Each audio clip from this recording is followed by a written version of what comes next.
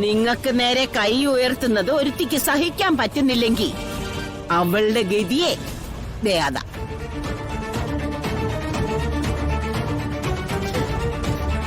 ഇനി സുകുമാരിയുടെ പ്രതികാരം തീർക്കും.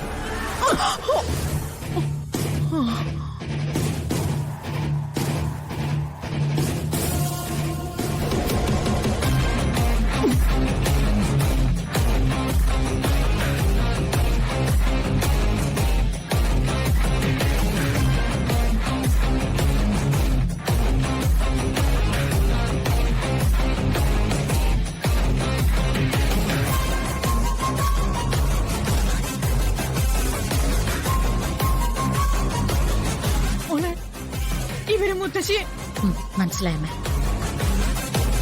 പ്രിയേ, നീയും മുത്തശ്ശിയും പ്രതികാരം ചെയ്യാൻ ഇറങ്ങി തിരിച്ചാണെന്ന് എനിക്ക് മനസ്സിലായി. പക്ഷേ ഈ നിൽക്കുന്നത് ഞാൻ ദൈവത്തിനെ പോലെ ബഹുമാനിക്കുകയും ആരാധിക്കുകയും ചെയ്യുന്ന എന്റെ മുത്തശ്ശിയാ. സ്വന്തം കുടുംബത്തിനെ കുറിച്ച് ഇവരെ അഭിമാനിച്ചിട്ടേ ഉള്ളൂ, അല്ലാതെ അഹങ്കരിച്ചിട്ടില്ല. സ്വന്തം കുടുംബത്തിന് വേണ്ടി ഇവര് പ്രാർത്ഥിച്ചിട്ടുണ്ട്, അല്ലാതെ പകരം വീട്ടാൻ പോയിട്ടില്ല. കണിമംഗലത്തെ ജയഭാരതിയുടെ ദേഹത്ത് കൈവച്ചിട്ട് ഒരൊറ്റൊരാളും ഇവിടുന്ന് ജീവനോട് പുറത്തു പോയില്ല.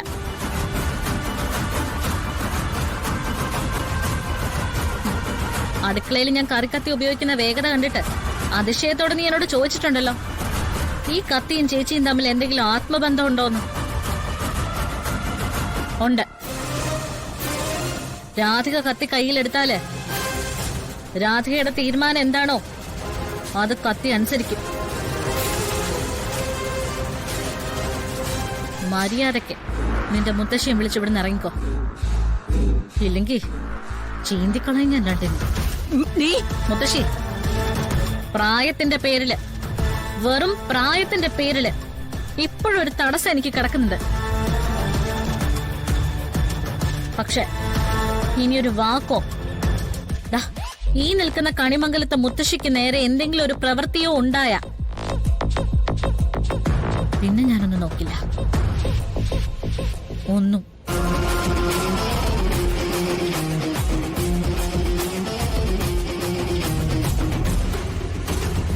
എന്താ രാധിക?